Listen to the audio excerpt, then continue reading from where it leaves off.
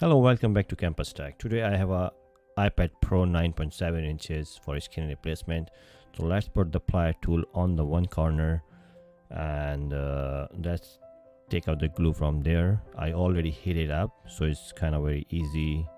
You can easily remove the glue on the sides, but still be careful. And put the plier on the same spot so you can easily lift that thing. And make sure on the corners now it's just up. So this is a metal plate which is I'm removing right now, and this iPad has 3 connectors, so 1, 2, and this is the third one. So let's detach from the body and see these are 3 connector, and here is a home button, but look like the home button flex is broken. So let's open. This is a new LCD combo display. You can see it has a couple of digitizer for the total in 3 digitizer, one for the display, another one is for touch. So let's connect those to the iPad motherboard to make sure first it's working, then we'll work on it.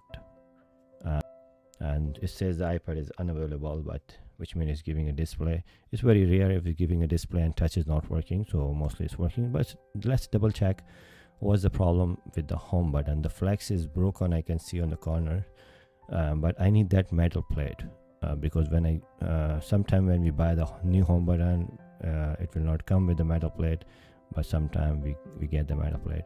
So let's pull a little bit up from there, and as you can see on the corner, but I'm still trying to save that flex.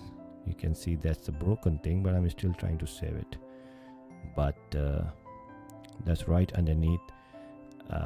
You can see this goes to this metal plate, but underneath this home button flex is broken because I need to install the new home button. So I have the new home button, which is I'm fixing, which is I'm putting onto the new screen after installing the home button. Here is the final thing, which I'm again connecting to the motherboard, and it turns on, giving the Apple logo. You can see and it's working. Thank you very much for watching. Like and subscribe.